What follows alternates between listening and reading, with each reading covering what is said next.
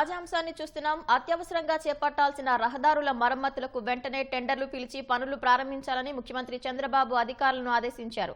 రహదారులు భవనాల శాఖ అధికారులతో ఆయన సమీక్ష నిర్వహించారు. మరింత సమాచారం మా ప్రతినిధి ధనుంజయ్ అడిగి తెలుసుకుందాం. ధనుంజయ్, ఆర్ఎండ్బి శాఖ రివ్యూలో సీఎం తీసుకున్న నిర్ణయాలేంటి?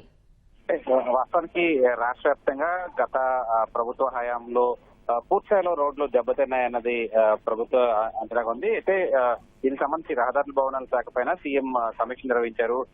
రోడ్ల నిర్మాణంతో పాటు రోడ్ల దుస్థితిపై కూడా ప్రధానంగా ఈ సమీక్షలో ముఖ్యమంత్రి చర్చించారు. మొత్తం మీద జగన్ ప్రభుత్వంలో కనీసం గుంతలు పూడ్చలేదని కూడా అధికారులు స్పష్టం చేశారు. కాంట్రాక్టుల బిల్లులు కూడా చెల్లించకపోవడంతో తీవ్రంగా దెబ్బతిన్నాయి రోడ్లని, రాష్ట్ర వ్యాప్తంగా చాలా చోట్ల రోడ్లని దెబ్బతిన్నాయని చెప్పి కూడా అధికారులు ప్రభుత్వ తీరుతో ఇప్పుడెవరు ముందుకు రావడం లేదని కూడా అధికారులు సీఎం వివరించారు.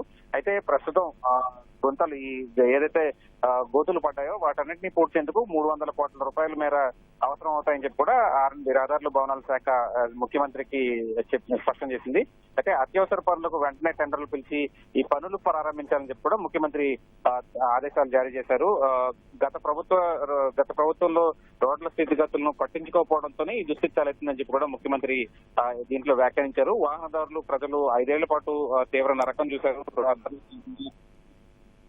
ఈ పరిస్థితిని మార్చిన పనులు మొదలు కావాలని చెప్పి కూడా ముఖ్యమంత్రి స్పష్టంగా ఆదేశాలు జారీ చేశారు. దెబ్బతిన్న రోడ్లను బాగు చేసే ప్రక్రియ తక్షణం మొదలు పెట్టాలని చెప్పి కూడా సూచించారు. మొత్తంగా రాష్ట్ర వ్యాప్తంగా 4151 కిలోమీటర్ల మేర రోడ్ల మీద గుంతల సమస్య ఉందని చెప్పి కూడా ముఖ్యమంత్రి గుర్తించారు. వీటన్నింటినీ తక్షణమే మరమ్మతులు చేయాల్సినటువంటి రోడ్లు, అలాగే మరొక 2986 కిలోమీటర్ల మేర ఉన్నాయని చెప్పి కూడా ముఖ్యమంత్రి స్పష్టం చేశారు.